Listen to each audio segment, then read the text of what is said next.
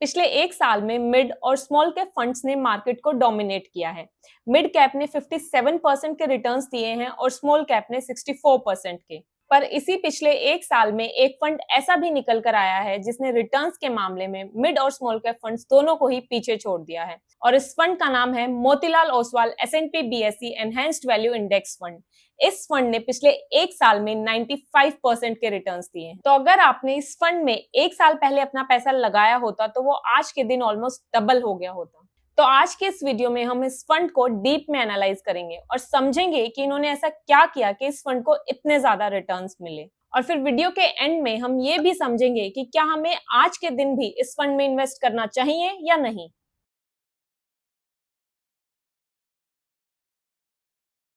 तो सबसे पहले मैं आपको एक बार इस फंड की बेसिक डिटेल्स बता देती हूँ और उसके बाद हम बाकी सब पॉइंट्स को प्रॉपर डीप में कवर करेंगे। इस फंड की शुरुआत हुई थी 22 अगस्त 2022 को और आज के दिन इस फंड का AUM है 329 करोड़। क्योंकि ये एक पैसिव फंड है तो इसका एक्सपेंस रेशियो भी काफी कम है, सिर्फ 0.38%। एंट्री लोड निल है और एग्जिट लोड है सिर्फ 1%। वो भी तब लगता है जब आप ये फंड खरीदने के 15 दिन के अंदर अंदर अपनी होल्डिंग्स को रिडीम करते हो। अगर मैं मिनिमम इन्वेस्टमेंट की बात करूं तो वो है 500 रुपीज, फिर आप चाहे लमसम के थ्रू इन्वेस्टमेंट करो या फिर SIP के थ्रू। तो ये तो थी इस फंड की बेसिक डिटेल्स। अब जैसा कि मैंने आपको पहले ही बताया कि ये फंड एक एक्टिव फंड नहीं है बल्कि एक पैसिव फंड है, तो इसके जो returns, risk, stock selection, sector allocation, ये सब फैक्टर्स हैं, ये पूरी तरह से इसके इंडेक्स पर डिपेंड करते हैं जिसे ये फंड फॉलो करता है। और इसका जो इंडेक्स है वो है S&P BSE enhanced value total return index. अब आगे अगर हमें इस फंड को समझना है तो हमें इसके इंडेक्स को समझना पड़ेगा, क्योंकि ये फंड अपने इंडेक्स को कॉपी करता है। तो अगर आपको ये फंड का इंडेक्स समझ आ गया तो समझो ये फंड भी समझ आ गया। ये वो 6 पॉइंट्स हैं जिसकी हेल्प से हम इस इंडेक्स को समझेंगे। तो शुरू करते हैं हमारे फर्स्ट पॉइंट से, मीनिंग ऑफ दिस इंडेक्स। इस इंडेक्स में लार्ज कैप और मिड कैप कैटेगरी की वो 30 कंपनीज ली जाती हैं जिनकी वैल्यूएशन सबसे अच्छी होती है। अब ये वैल्यूएशन कैसे निकलती है, तो ये निकलती है कंपनीज के वैल्यू स्कोर के बेसिस पर। देखो, इस इंडेक्स में वो लार्ज और मिड कैप कंपनीज आती हैं जिनकी free float market capitalization 20 billion से ज्यादा है। इन कंपनीज का एक वैल्यू स्कोर निकाला जाता है इनके PE, PB और PS रेशियो के बेसिस पर, और जिन 30 कंपनीज का वैल्यू स्कोर सबसे ज्यादा होता है उन्हें इस इंडेक्स में रख लिया जाता है। जैसे कि लार्ज और मिड कैप कैटेगरी में 250 कंपनीज आती हैं।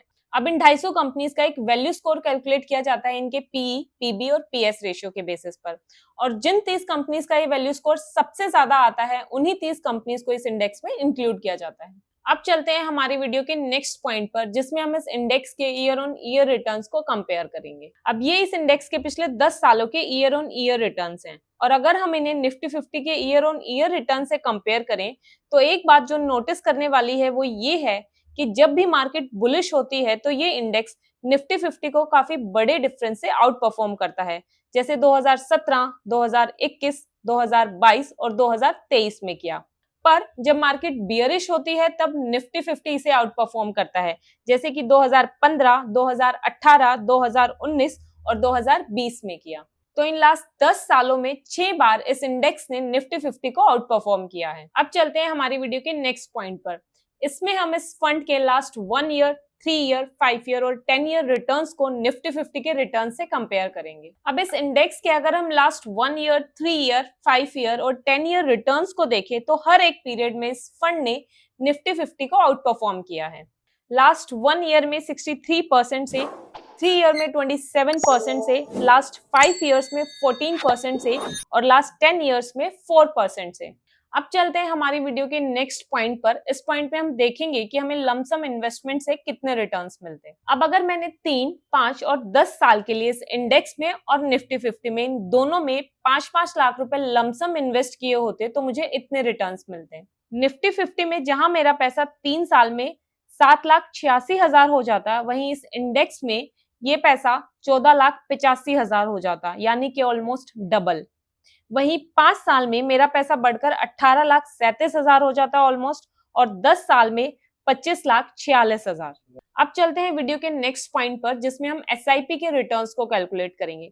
अगर मैंने इन दोनों में ही 10-10 हजार रुपए की मंथली SIP की होती तो मुझे 3, 5 और 10 सालों में इतने रिटर्न्स मिलते। 10 साल में मेरी 10,000 की SIP की वैल्यू ऑलमोस्ट 33 लाख हो जाती। तो ये तो था रिटर्न्स के बारे में।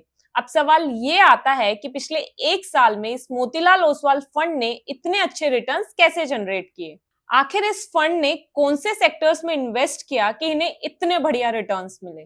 तो अगर हम इस फंड के लास्ट 1 ईयर के टॉप 3 सेक्टर्स देखें जिसमें इस फंड ने मैक्सिमम इन्वेस्टमेंट की है, वो है एनर्जी सेक्टर, फाइनेंशियल सेक्टर, और फाइनेंशियल सेक्टर में भी पर्टिकुलरली पीएसयू बैंक्स में मैक्सिमम इन्वेस्टमेंट है, और तीसरा है मेटल सेक्टर।